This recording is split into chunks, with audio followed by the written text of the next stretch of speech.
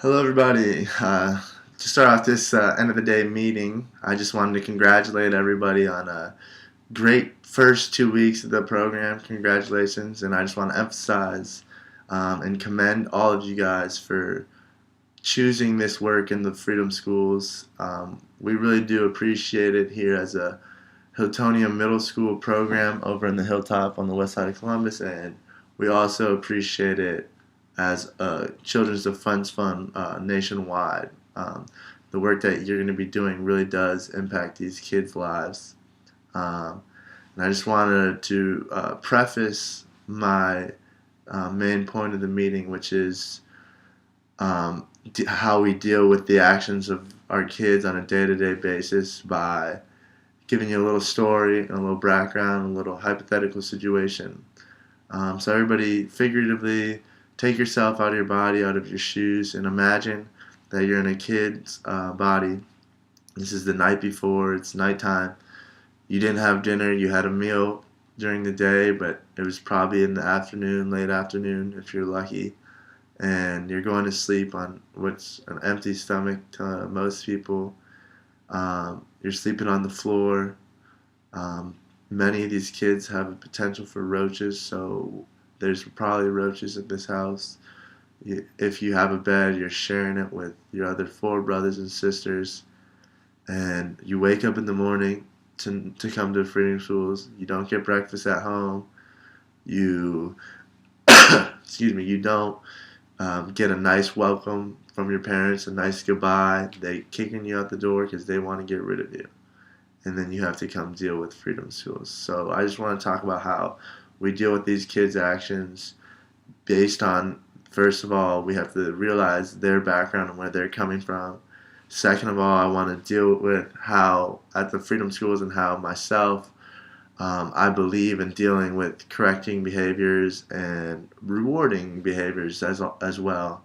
And then the last thing I want to talk about is how we can bring this all together and work as a team to make sure that we're the best that it can possibly be at doing this. So first off, the students' backgrounds. As you know, we're in an impoverished neighborhood over here on the hilltop on the west side of Columbus. Graduation rate for the high school is well under 50%. Many of these kids, if they're lucky, their parents live paycheck to paycheck.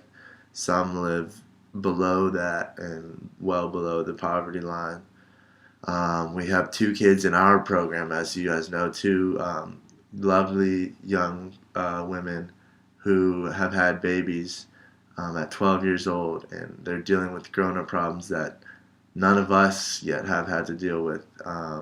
We have two young gentlemen who their parents have either been arrested or are no longer with us, and they're living at their cousin's house, and their cousins happen to be dealing in drugs, or they're living at grandma's house, and grandma is well over her age, and she needs taken care of, but she has to take care of a young kid who's either 6th through 8th grade or maybe potentially in high school. And so I just want everyone to realize that when you approach a situation where a kid's acting out, it's not necessarily because of what's going on in the program. Um, During the reading curriculum, I know we've had problems with kids talking over other kids reading or making fun of how other kids read, and kids being made fun of acting out very strongly, but you have to realize their background. So when you deal with so to move on to the next point, when you dealing with correcting this behavior, the first thing that I want to say is that Freedom Schools, we don't believe in punishment. We don't believe in expelling kids. So we believe in giving kids a second chance and letting them learn from this, because the society as a whole has not given them a strong first chance, and potentially will never give them a second chance if their first chance doesn't work. So we like to give chances. So hypothetical situations here, and situations that we've had to deal with: kids talking over other kids during the reading curriculum, kids acting out when other kids aren't as good as readers as they are and not letting them read. If you run into either of these situations, I'd first like you to step back and think about how you are reacting to this and pull the kids aside.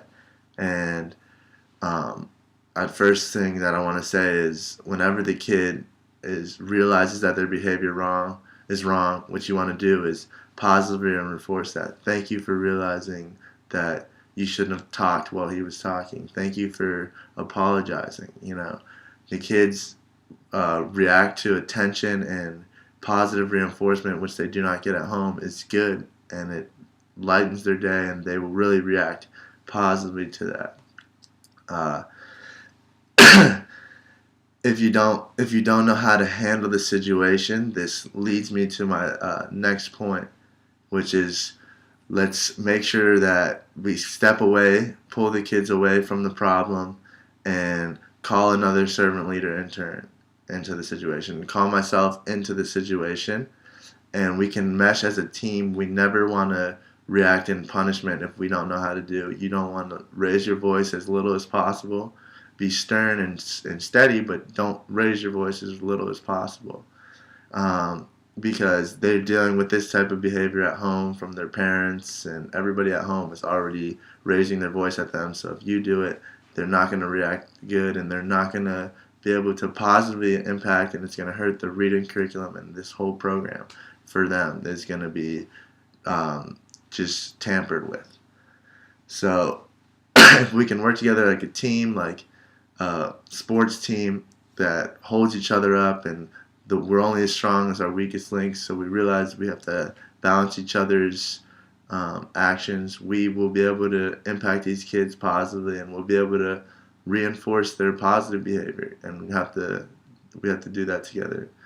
So in conclusion with this, I just wanted to say that if we do those three things, realize a student's background, and positively reinforce and pull the student away from the situation so we don't have to punish them, but we can correct the behavior and tell them what they did wrong, and then and positively reinforce when they realize what was wrong. And then if it's a situation that's not can't handle by yourself, to radio other people to come in, and they'll be able to step back and see the situation from outside and help with the situation. I really want us to try to do this tomorrow and or on Monday in the future. And I think that if we go ahead with this program will really benefit, and we will be able to have more fun. The kids will learn while having fun, and they'll have more trust and faith in you if you positively reinforce, if you let them learn their mistakes. Thank you. We can go ahead with the meeting.